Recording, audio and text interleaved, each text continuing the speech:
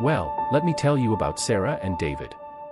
They were the kind of couple you saw in magazines, not the high-fashion, ridiculously rich kind, but the perfect, wholesome American success story. They lived in a beautiful two-story house in the suburbs of Phoenix, Arizona. David was a sharp guy, worked in investments, always wore a crisp shirt and smelled faintly of expensive cologne. Sarah ran a small but successful online business selling custom jewelry.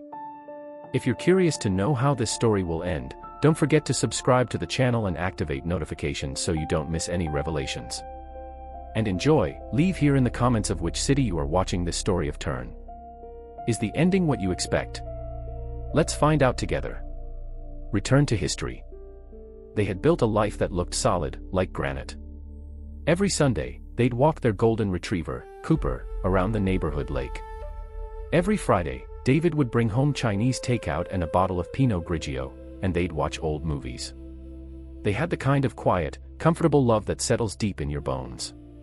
But you know how it is with granite, right? Sometimes there are hairline fractures you don't see until the whole thing collapses. For the last 6 months, David had been acting different. Not mean, not distant, just stressed. His eyes always looked a little too tired, and the smile didn't quite reach them anymore. He kept talking about a big deal he was working on, something that would set them up for good. But when Sarah tried to ask details, he'd wave it off, saying, "Babe, that's boring finance talk. Let me worry about it." A few weeks before everything went sideways, he came home talking about insurance. "Just updating the paperwork, honey," he'd said, leaning against the kitchen counter while Sarah was making dinner. "You know how it is. Standard procedure. Increase the life policies, just in case. Gotta protect our investment." Sarah hadn't thought twice about it. Why would she? David was meticulous about money. It just sounded like him being responsible. Then came the Tuesday night that tore their world apart. It was late, maybe 10:30 p.m. Sarah had finished packing up a big order and was heading to bed. David was supposedly still on a conference call in the home office, the door shut tight. She went downstairs to lock up, but noticed the front porch light was flickering again. She sighed, grabbed the little stepladder from the garage, and walked out onto the porch to try and tighten the bulb. The air was cool, dry desert air. Everything was quiet. She was balanced on the top step, reaching up, when a shadow moved fast behind her. She didn't even have time to scream. A hand clamped roughly over her mouth, smelling faintly of stale cigarettes and something metallic. Then a thick, heavy sack, not cloth, something coarse like burlap, was yanked over her head, plunging her into immediate, suffocating darkness. She struggled, kicking out, but whoever it was, they were strong and efficient. She felt herself being dragged down the steps, across the driveway gravel, sharp pain against her knees, and then she was shoved, hard, into the back of a vehicle. The door slammed shut, and the engine roared to life, pulling away from the only home she had ever made with David. Panic was a cold, sharp blade twisting in her gut. Kidnapped. Why? Who would want to kidnap her? She wasn't rich enough for that kind of trouble. The drive was long, bumpy, and disorienting. She tried to keep track of turns, but it was useless. Eventually, the vehicle stopped, she was hauled out, pushed up a short flight of steps, and the bag was yanked off her head. She blinked rapidly, trying to adjust to the dim light. She was in a small, windowless room. The walls were plywood, unfinished, and the air was heavy with the smell of dust and old wood smoke. It looked like the inside of a remote cabin or perhaps a storage shed that had been converted. A woman stood over her, breathing heavily. The woman was big, bulky, wearing an oversized, stained sweatshirt and a baseball cap pulled low, obscuring her face in the gloom. Her voice, when she spoke, was a low, gravelly rasp. "You move, you scream, I promise you won't like the result." Sarah tried to speak, but her throat was dry. "What do you want?" "Shut up," the woman snapped, tying Sarah's wrists roughly with thick zip ties. "Just stay put until we get what we need." Days bled into each other. Sarah was given stale bread and lukewarm water. The woman, her captor, was brutal in her silence and efficiency. She never spoke unless it was to give a command, and she never removed her cap or sunglasses, even in the perpetual dimness of the room. Sarah kept thinking about David. Oh, David. He must be frantic. He must be calling the police, pulling out his hair, pacing the floors of their beautiful house. She pictured his face, twisted in grief, the sheer terror of realizing his wife was gone. That image, David's pain, was the only thing that kept her sane. She held onto it like a lifeline. He would save her. He had to. But there was something off about the whole thing. The kidnapper never seemed worried about police. She didn't act like a professional criminal. She sometimes hummed off-key while staring blankly at the wall, and she occasionally ate canned peaches, leaving the sticky residue on the small, rickety wooden table in the corner. One afternoon, maybe the fourth or fifth day, Sarah couldn't be sure, the captor left the room for a long time. She'd told Sarah she was going to get supplies, locking the heavy, metal-plated door with a loud clank. Sarah, whose wrists were raw but whose mind was sharp, used the time. She wiggled her hands until the zip ties had loosened just enough to allow a little movement. The ties were cheap plastic, not the industrial-strength kind. Amateur hour, she thought bitterly. She scanned the room. The captor was messy. On the small wooden table where she ate her peaches, there was a stack of old magazines, a half-empty pack of cigarettes, and a crumpled paper bag. More importantly, next to the table, there was a small, ancient electric heater plugged into the wall. Sarah noticed something shiny tucked behind the heater, near the baseboard.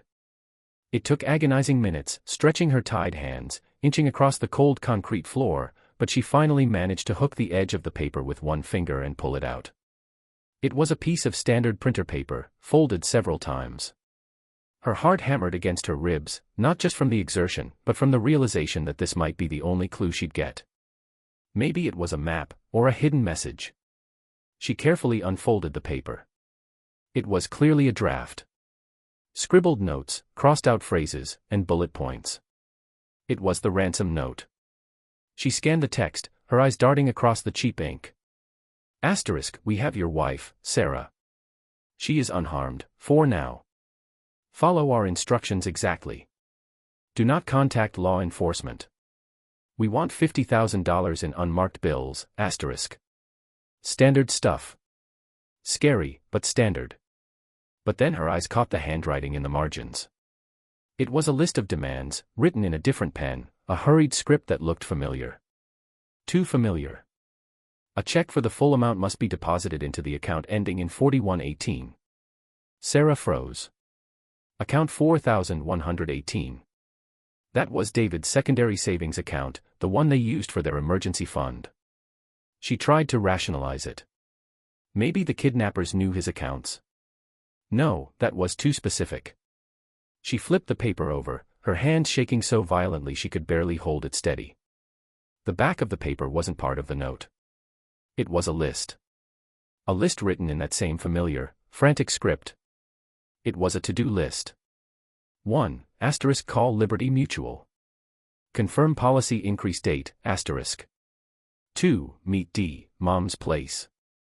3. Send proof of life, need photo of Sarah holding today's paper. 4. Ensure full payout is available by Tuesday. 5. Asterisk use the code phrase, the investment has matured. Asterisk.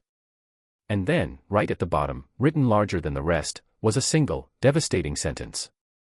Asterisk make sure the note sounds desperate. David needs to look distraught for the cameras, asterisk. Sarah didn't gasp. She didn't cry out. The shock was so profound, it didn't allow for noise. It was a silent, internal explosion that vaporized every memory, every shared laugh, every promise David had ever made to her. David. The D in the list. The specific account number. The instruction to make the note sound desperate so David would look good for the cameras. It wasn't a kidnapping for random money. It was an insurance scam. And David, her loving, devoted husband, was the architect. The pieces snapped together with terrifying clarity. The stress, the increased life insurance, the specific date for the payout. $50,000 for the ransom, sure, but David stood to gain millions from her death, payable shortly after the ransom demand failed, proving he was a victim too. He hadn't been frantic or distraught. He had been planning. He had locked himself in the office that night not for a conference call, but to finalize the details of her disappearance. Her stomach churned. She felt a wave of nausea so powerful she thought she might pass out. This wasn't a stranger trying to hurt her, this was the men she shared a bed with, the men who kissed her forehead every morning. And the note mentioned Mom's place. David's mother, Eleanor. Eleanor, who hated Sarah with a polite, simmering intensity that had always been masked by fake sweetness. Eleanor, who thought Sarah wasn't good enough for her precious David. The captor wasn't just a hired thug. She was likely connected to Eleanor, or maybe. Sarah looked again at the bulky figure who always wore the oversized clothes and kept her face hidden. The heavy build, the low rasp in the voice, could it be Eleanor herself? Disguised, playing the part of the rough kidnapper. The realization chilled her to the bone. It was a family operation. A cold, calculated betrayal hatched by the two people who were supposed to love David the most. She crumpled the paper back into her hand, hiding it instantly as she heard the distant sound of the lock turning. The captor returned, dropping a plastic bag of groceries heavily onto the floor. "What were you doing on the floor?" the woman grumbled, her voice muffled by the cap. Sarah, heart still racing but mind now ice cold, slowly pushed herself back against the wall. "My leg cramped," she whispered, forcing a look of fear back onto her face. "Please, can I just stretch?" The woman eyed her suspiciously, then shrugged. "Keep quiet." But Sarah wasn't quiet inside. The fear was gone, replaced by a burning, metallic fury. She was no longer a victim waiting for David to save her. David was the monster. She had to survive. Not just to escape, but to make sure they paid for this profound, soul-shattering lie. She spent the next 24 hours observing her captor with a new, terrifying focus. She watched how the woman ate, how she slept, in a dilapidated cot in the far corner of the room, snoring loudly, and how she handled the keys. The most crucial observation came late the next night. The woman was fiddling with the small portable radio, trying to find a clear signal. She took off her cap for a moment, scratching her head. The hair underneath was short, gray, and cut in a severe style Sarah recognized instantly. And when the woman turned her head to adjust the antenna, the light caught the side of her face, just enough to reveal the familiar, sharp jawline and the slightly drooping earlobe where Eleanor always wore a heavy gold stud. It was her mother-in-law, Eleanor. Sarah almost laughed out loud at the absurdity, the sheer nerve of it. Her mother-in-law, playing the part of the hardened criminal, all for the insurance payout. This was no longer just about survival. This was war. Sarah needed a plan. She couldn't just escape and run to the police. David would simply deny everything, play the grieving husband, and claim she was having a breakdown, confusing the ransom note with some fictional conspiracy. He had already set the stage for his performance. No. She needed proof. Undeniable, irrefutable proof that tied David, Eleanor, and the insurance policy together. The first step was getting out of this miserable shed. The second step was making sure David thought his plan had succeeded. She waited 3 more days, enduring Eleanor's clumsy attempts at intimidation, pretending to be terrified, compliant, and slowly slipping into despair, the perfect victim. On the third night, Eleanor was especially sluggish. She'd been drinking cheap whiskey straight from the bottle, complaining about how cold the cabin was, and muttering about David being too slow with the money. "He's dragging his feet," Eleanor slurred, talking more to herself than to Sarah. "I told him we need the body found soon, or the policy won't pay out the full amount." Body found, Sarah's blood ran cold again, but she kept her face blank. Eleanor eventually passed out on the cot, the bottle slipping from her hand. This was it. Sarah carefully, silently, worked the zip ties again. This time, she wasn't just loosening them, she was tearing at the raw skin beneath, ignoring the pain.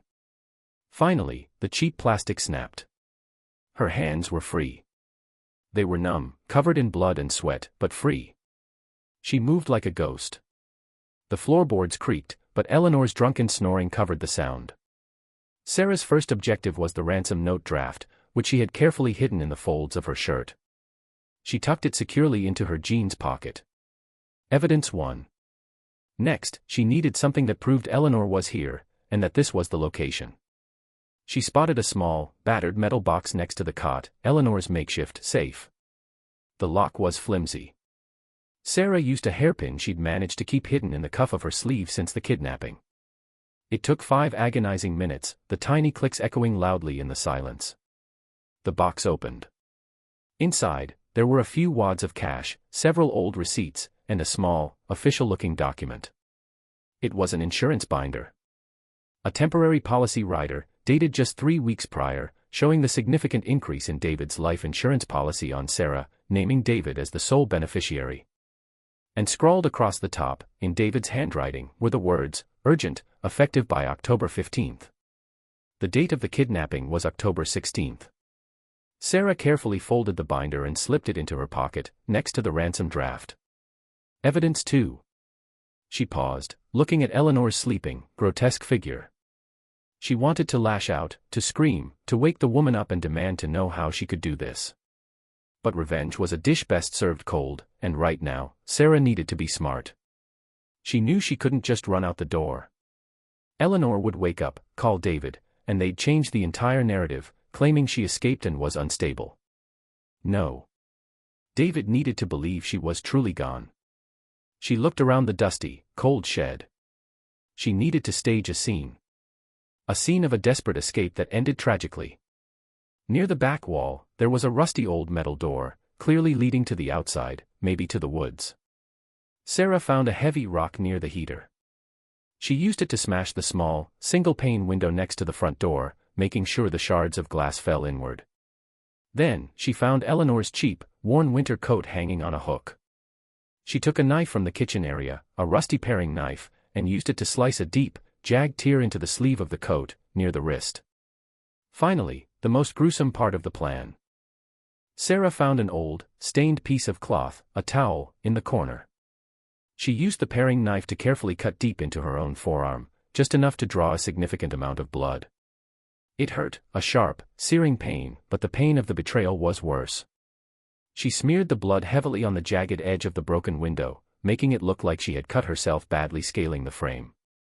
Then, she smeared more blood onto Eleanor's torn jacket sleeve, and dragged the jacket out the back door, tossing it deep into the dark woods before returning. She wiped the knife clean and put it back.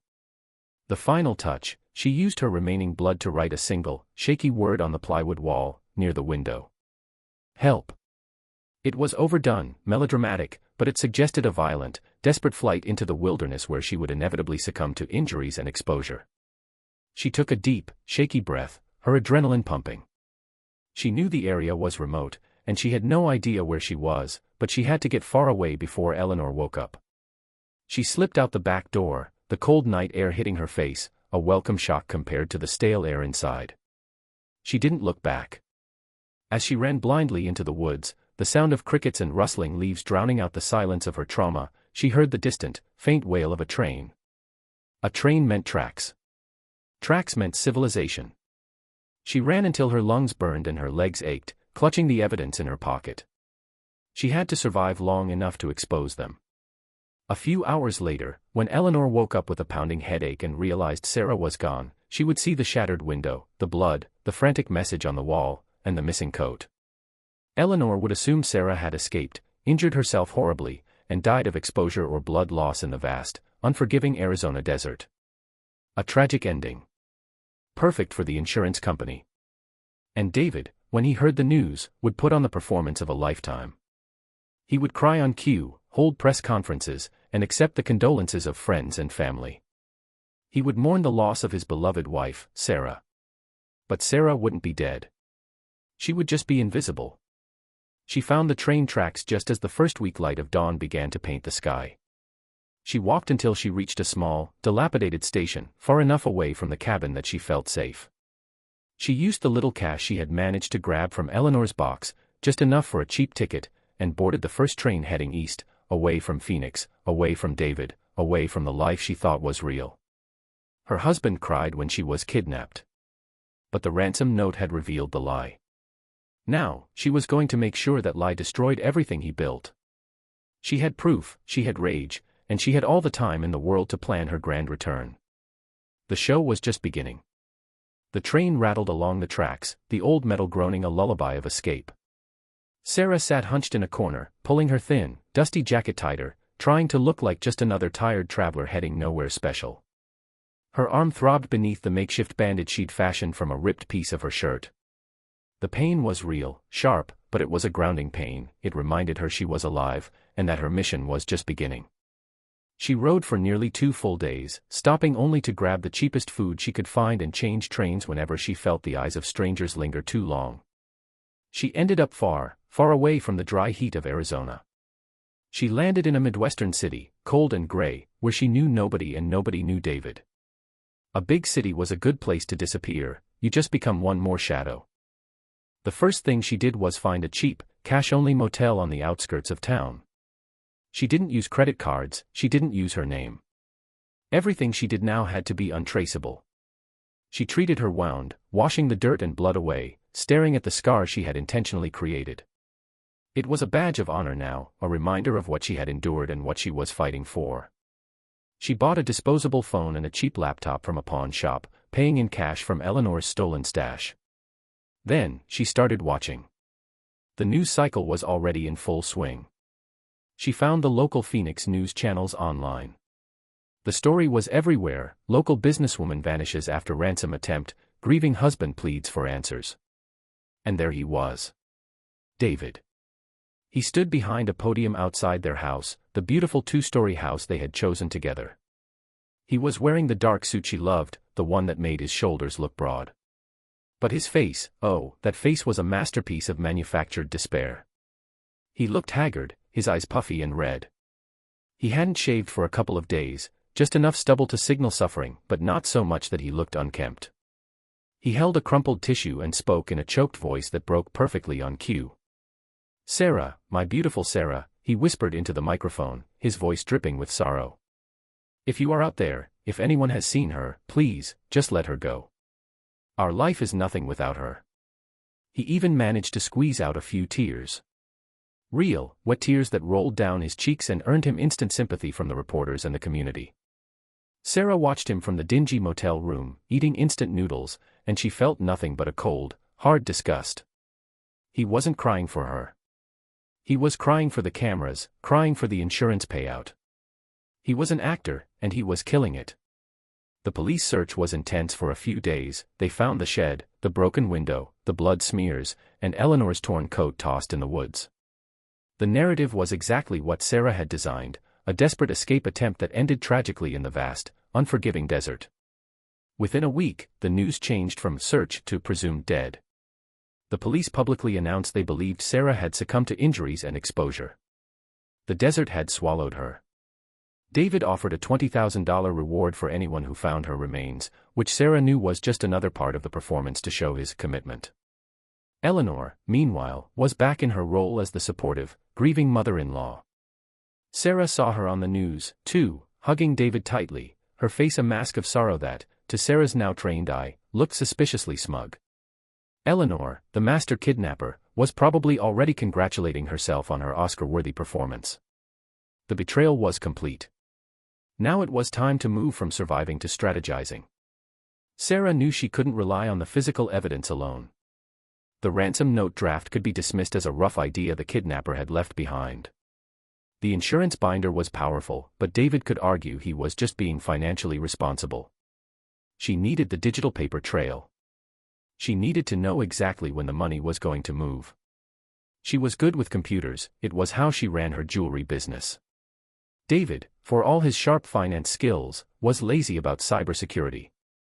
He used the same 4 passwords for almost everything, just rotating the last digit.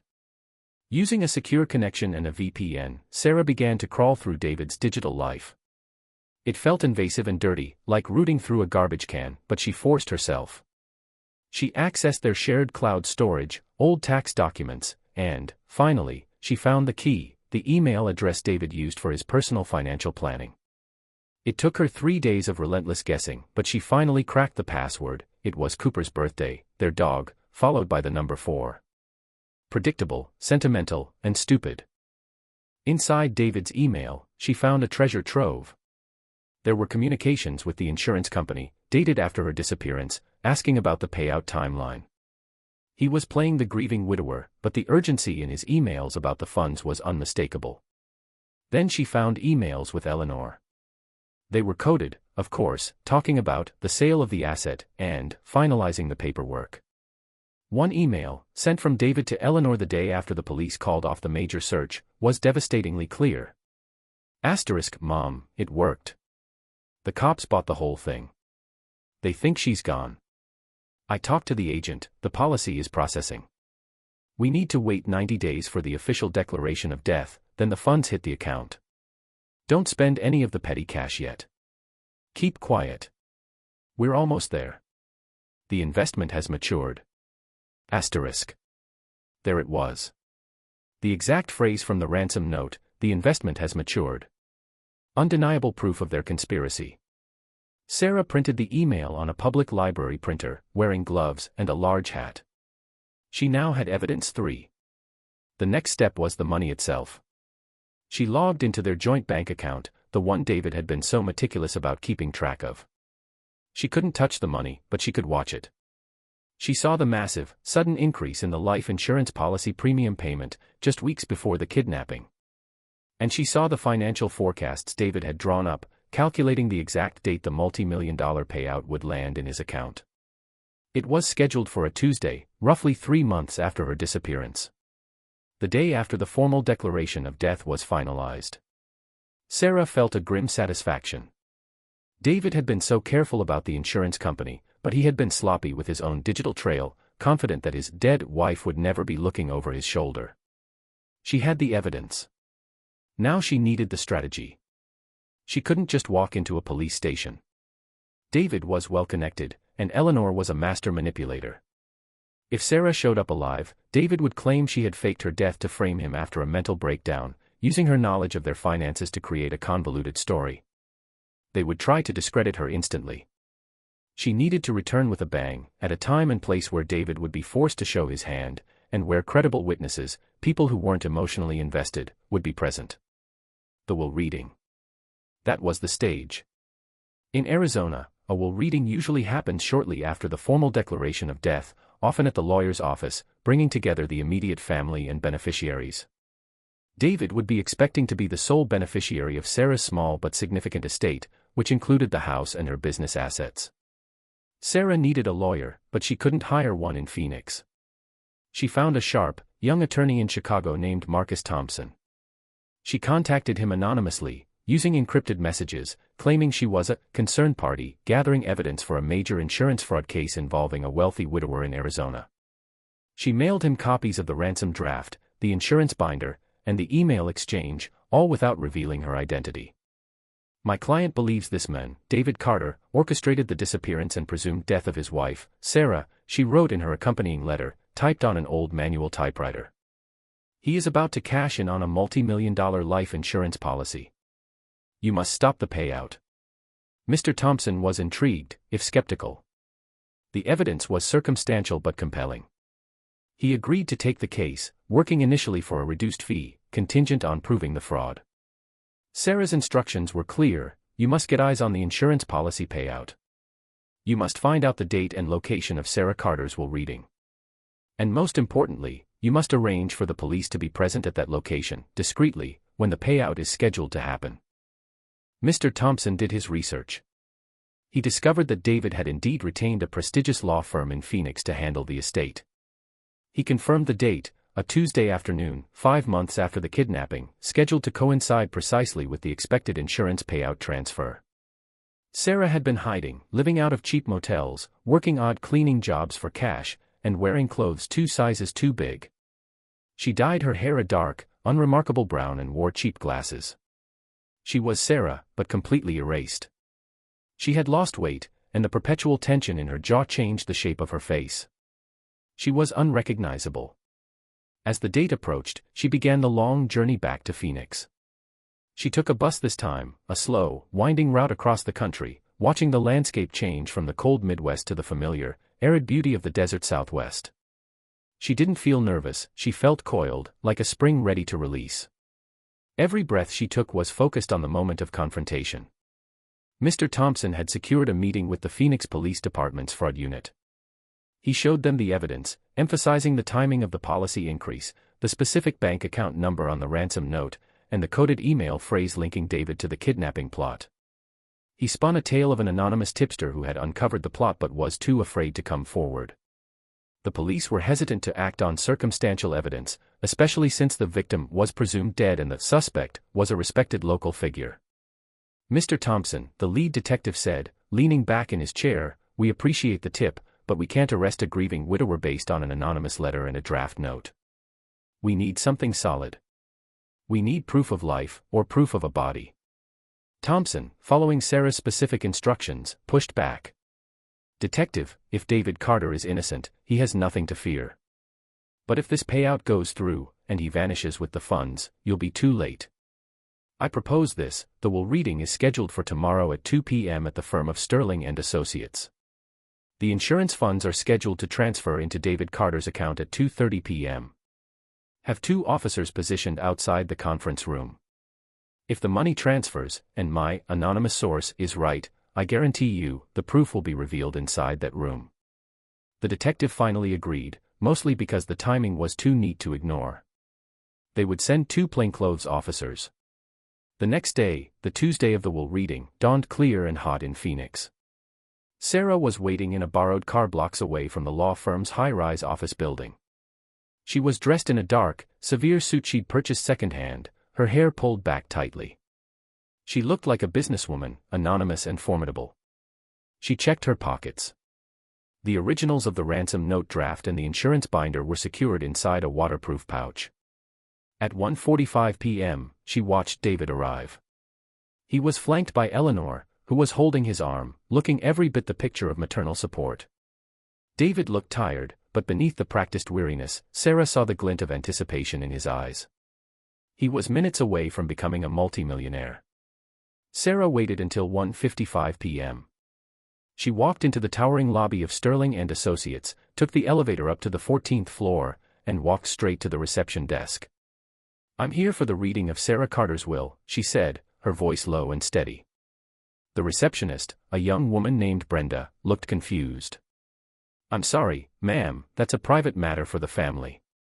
Are you a beneficiary?" "Yes," Sarah replied, a faint smile touching her lips. "I am the primary beneficiary, and the deceased." She pushed past the shocked receptionist and headed toward the glass-walled conference room. Inside, the scene was set. David and Eleanor were seated next to the estate lawyer, Mr. Harrison.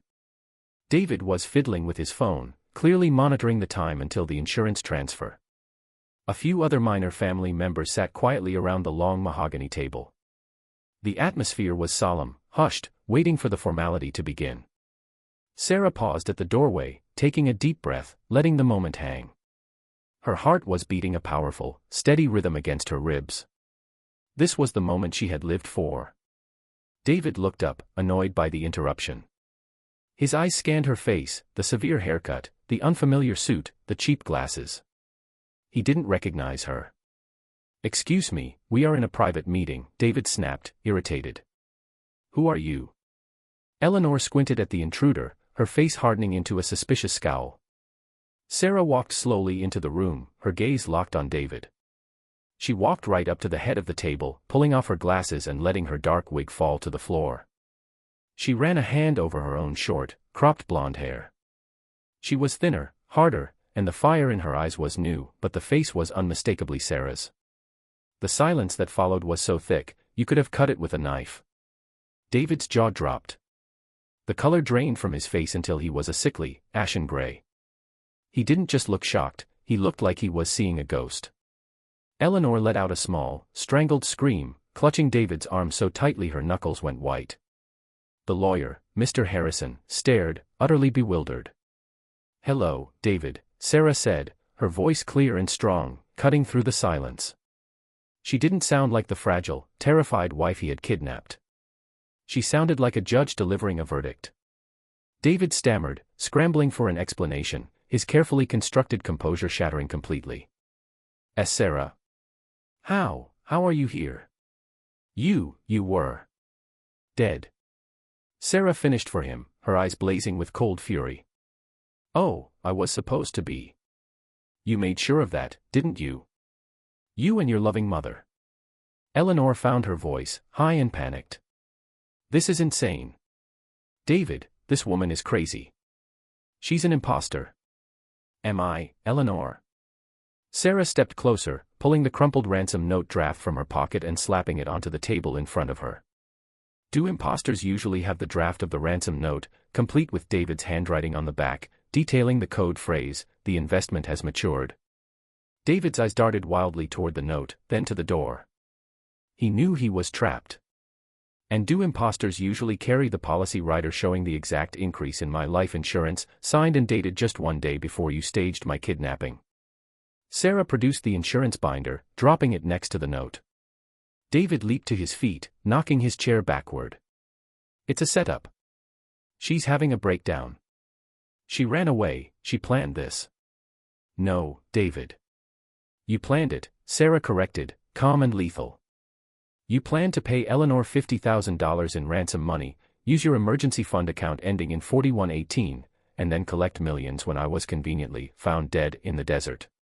Just then, Mr. Thompson, the lawyer Sarah had hired, slipped into the room, followed closely by two men in dark suits, the Phoenix police detectives.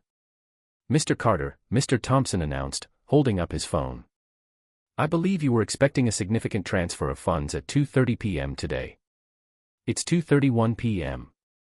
I have confirmed with the insurance company that the payout has been frozen and flagged for fraud investigation, pending this very meeting. David stared at the phone, his last hope dissolving. The money was gone. Eleanor, realizing the gravity of the situation, tried to make a run for the door, but one of the detectives subtly blocked her exit. David Carter, Eleanor Carter, the lead detective stated, his voice professional and firm. We need you to come with us. You are being detained in connection with conspiracy to commit fraud and attempted murder. David didn't struggle.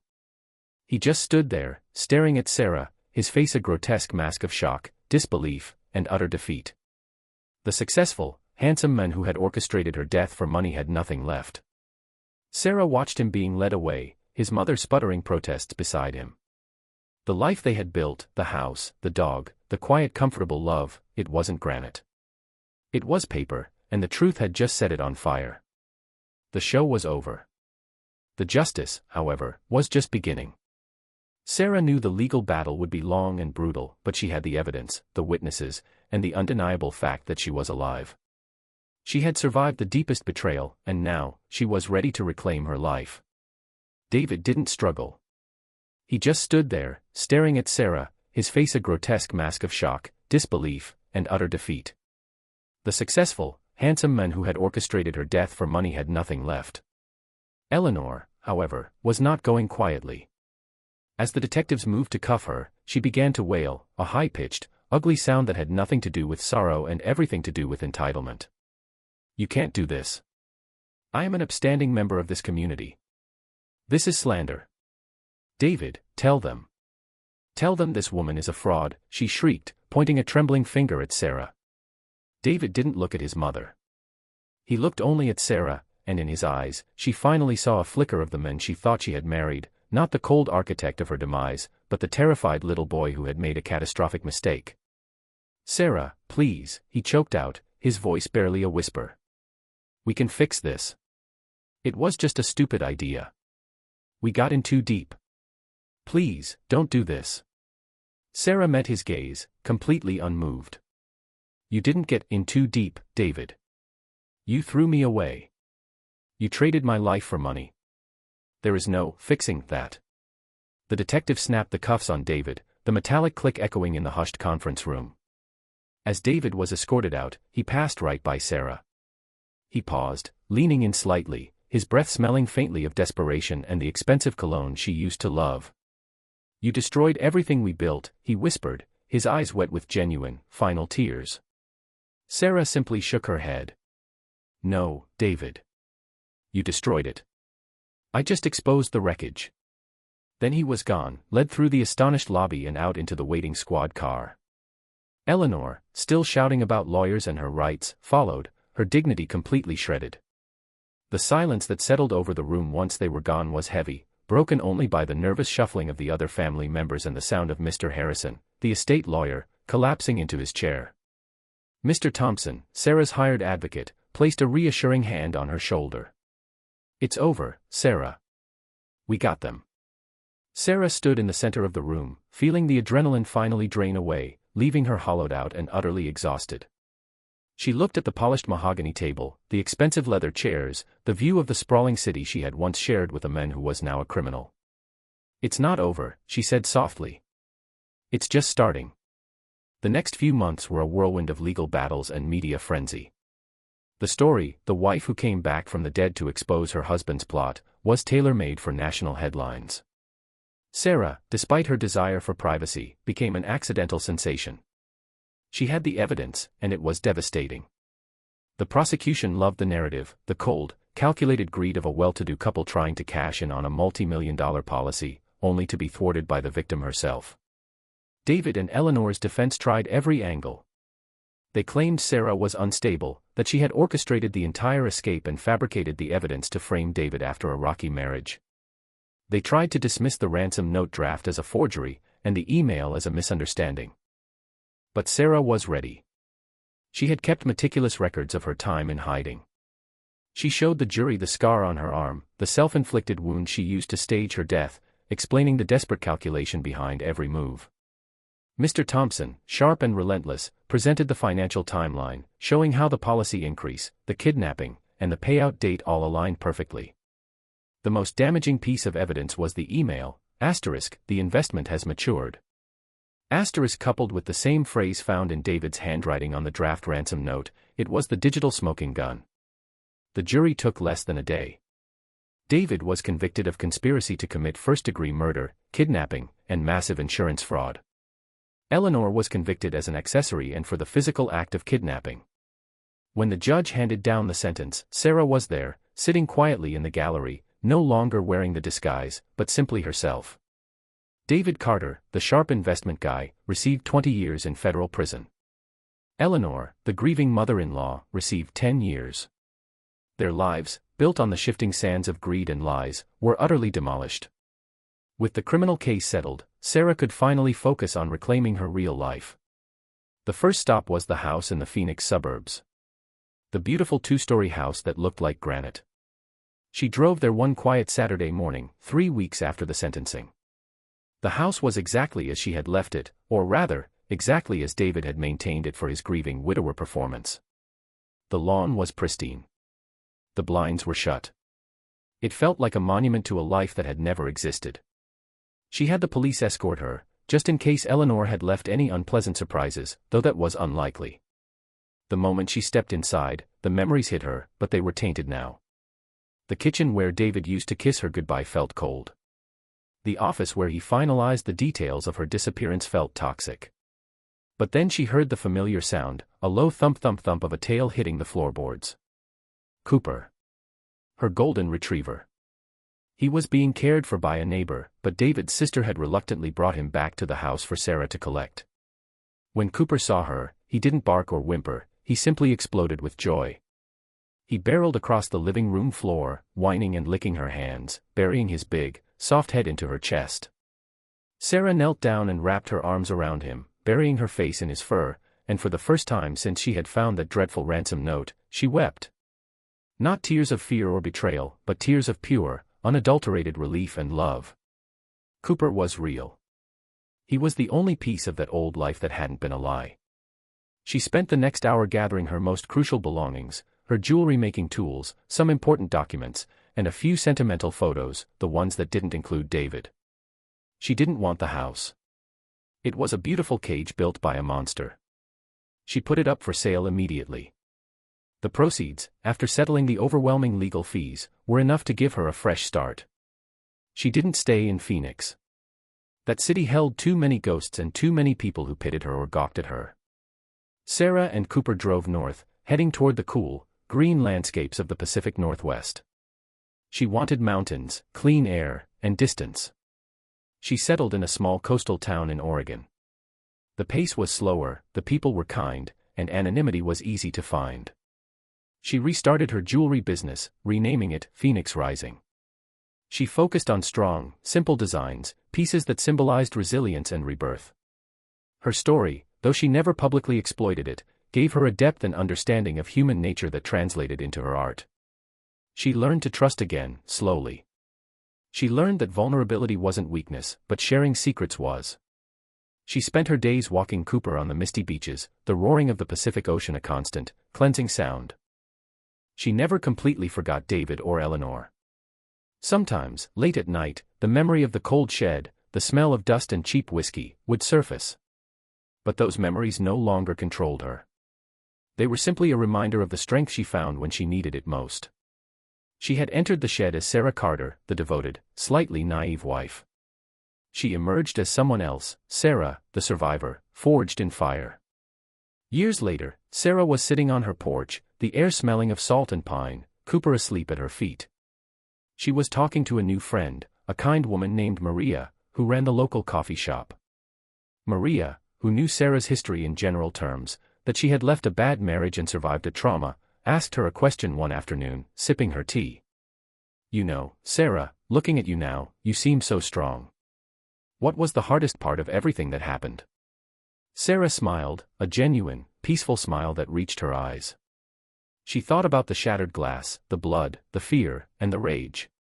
"The hardest part," Sarah said, looking out at the endless gray ocean, "was realizing that the life I thought was solid, the one I believed was made of granite, was actually just a stage set. It was all a performance, orchestrated for an audience of one, David's greed." She paused, stroking Cooper's soft ears. "But the best part? The best part was writing the final scene myself. I got to walk back onto that stage, pull the curtain down, and make sure the villains paid the price. And now," she finished, taking a deep, satisfying breath, "I get to build a life that is truly, beautifully real. And that, my friends, is the difference between a life that looks good on paper, and a life that is built on the truth. One collapses under pressure. The other stands strong, ready for whatever comes next."